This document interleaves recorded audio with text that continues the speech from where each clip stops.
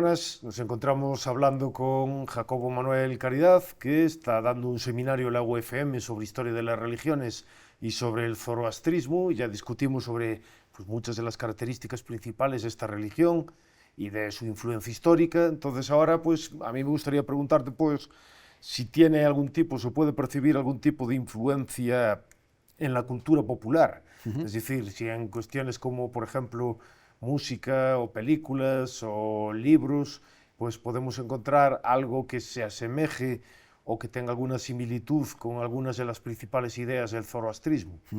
Yo creo que sí, que es correcto esa presunción, porque las ideas del conflicto, un conflicto no eterno, un conflicto cifrado en el tiempo entre dos principios antagónicos como el bien y el mal, es decir, el dualismo zoroastriano, ¿no?, se puede ver en múltiples facetas de nuestra cultura, ¿no? Yo creo que desde el principio de los tiempos ha sido un conflicto bastante representativo, ¿no?, de nuestra historia. Actualmente yo creo que los superhéroes, las películas de ciencia ficción o de fantasía utilizan bastante ese tipo de conceptos, ¿no? Podemos preguntarnos, por ejemplo, en la Guerra de las Galaxias, el lado oscuro de la fuerza o el lado luminoso de la fuerza, si tendrían que ver o no con temas, con enseñanzas zoroástricas. No sé qué te parece a ti, por ejemplo, ese...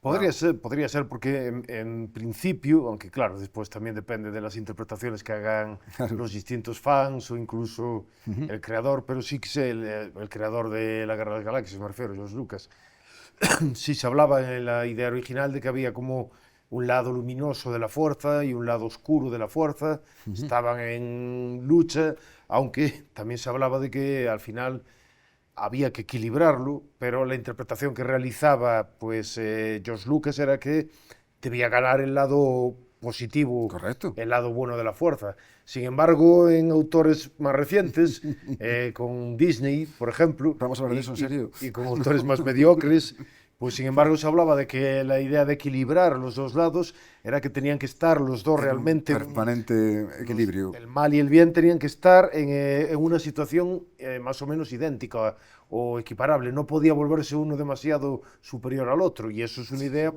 que sí parece más maniqueísta incluso. Exactamente, sí, sí. Es una perversión de las ideas de Zoroastro en este caso, o de George Lucas. Aunque también es verdad que hay que tener en cuenta que muchas de estas ideas están matizadas Sí, por muchas ideas de origen cristiano o de exactamente, sí, sí. otras influencias diferentes. Correcto, sí. Entonces, ¿en qué otras circunstancias de la cultura popular encontrarías alguna similitud? Por ejemplo, en las novelas de George Martin, De Game of Thrones, Juego de el Tronos. Juego de Tronos exactamente, también se puede ver en un principio el conflicto entre el fuego y el hielo, además que son fuego dos y agua. elementos que no hemos tenido ocasión de decirlo, pero bueno, son elementos sagrados para los indoiranianos y para la religión iraní y para la religión también zoroastrística también igualmente, ¿no? Entonces, para mí es el principio que ves el libro y automáticamente dices, uy, aquí hay algo que tiene que ver con eso. Aunque luego su lectura es bastante decepcionante en múltiples aspectos, ¿no? No solamente en el tema de... Sobre todo los libros que faltan y que no van a ser escritos. Básicamente, y que jamás se acabará, con lo cual no sabemos el desarrollo y el final de ese conflicto entre el bien y el mal, las fuerzas del bien y el mal, entre el agua y el fuego. Entonces se puede hablar de su influencia, pero no sabemos hasta qué punto por ese motivo también, ¿no? Claro, pero es interesante porque, Sí, claro, dado que para los indoiranios fuego y agua eran fundamentales y había ritos relacionados con ambos, sí, sí. parece como que eso se transmite también a la idea de el hielo y el fuego, que son dos de las fuerzas que están en lucha en el mundo de Westeros, en las obras de Exactamente, George sí. Martin. Sí, de hecho, la primera vez que vi el título dije, madre mía, hay que ir ahí. Es el de la Pero, primera novela, creo recordar. exactamente, sí. Pero después ya dije, uy, esto no es lo que parece, por muchos O es motivos, el sobre nombre todo. de toda Es la la saga, saga. Canción de Hielo y Fuego. Claro, Canción de Hielo y la Fuego. canción La de primera, como de te Hielo y pone el Fuego. tema es Vientos de invierno, ¿no? No, Vientos de invierno, no, perdón. Me estoy confundiendo con los libros que nunca he hecho. Sí, no recuerdo ahora cuándo es, pero sí es la saga entera, pues sería la canción Exactamente, sí. De de Fuego y Fuego Hielo. y Hielo. Sí.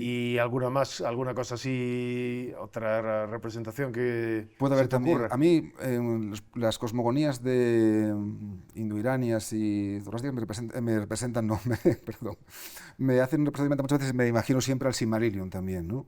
No por el conflicto en sí de entre el bien y el mal, sino por los principios creadores que utilizan, ¿no? Y por ejemplo, después más adelante en la tercera edad, ya cuando está Sauron, ahí se puede ver más claramente a lo mejor un principio opuesto, ¿no?, entre el bien y el mal, pero es mucho más sutil, ¿no? Claro que el Silmarillion, influencia fundamental es la Es el teología cristianismo. cristiana. Exactamente, evidentemente. Y Sí. fundamentalmente católica, que era la que más Correcto, la le católica. influyó a Tolkien, aunque intentó también pues, introducir otras ideas mitológicas, como por ejemplo nórdicas o Exactamente. escandinavas. Pero no puede evitar a veces ver ciertas Similitudes. influencias, ciertas similitudes también allí, ¿no? Al fin y al cabo, pues parte de un tronco común también, ¿no? Otra pregunta, otra curiosidad que tengo yo, por ejemplo, ¿existen o quedan zoroastrianos en la actualidad? Sí, sí, sí que quedan, sí, sí. Y ejercen su fe de una forma bastante crítica todavía a día de hoy, porque siguen pensando que es un conocimiento secreto y esotérico, es una idea que se deriva también, que da lugar a muchísimas representaciones en la cultura popular precisamente de este tipo, ¿no? Cuando en la civilización europea entra en contacto en la Ilustración con el zoroastrismo, se lleva la creencia de los magos, de los magus, ¿no? Y eso da lugar a muchísimas interpretaciones, tanto en el romanticismo, por ejemplo, me parece que está en un poema de Lord Byron, creo que también que hay, no me acuerdo el nombre exactamente ahora, que habla de la figura de Zoroastro como un sacerdote y como un mago, ¿no? En Adonis también de Shelley también habla de Zoroastro también, pero también lo presenta como un personaje esotérico, no como un fundador de religiones. Y bueno, eso es por Zaratustra, evidentemente, de Nietzsche, que lo utiliza como un... Como un ariete contra la idea Exacta, del exactamente, monoteísmo o de correcto. la moral que él Cree que cree que emana de las erróneamente, ideas de Zoroastro. exactamente, sí. Entonces vemos como la flauta mágica de Mozart, por cierto, me viene a la cabeza también justo ahora también, y así más recientemente podemos hablar de que la figura de Freddie Mercury, que todo el mundo conocerá, imagino, es hijo de y supuestamente es practicante del zoroastrismo también, ¿eh? De un También, Parsi. también. De un Parsi, sí, correcto. Pues muy interesante. Muchísimas gracias, Jacobo, por haber estado con Nada. nosotros y pues haber compartido toda tu sabiduría, que es mucha sobre este tipo de cuestiones. Pues muchísimas gracias, Dani. Ha sido un placer.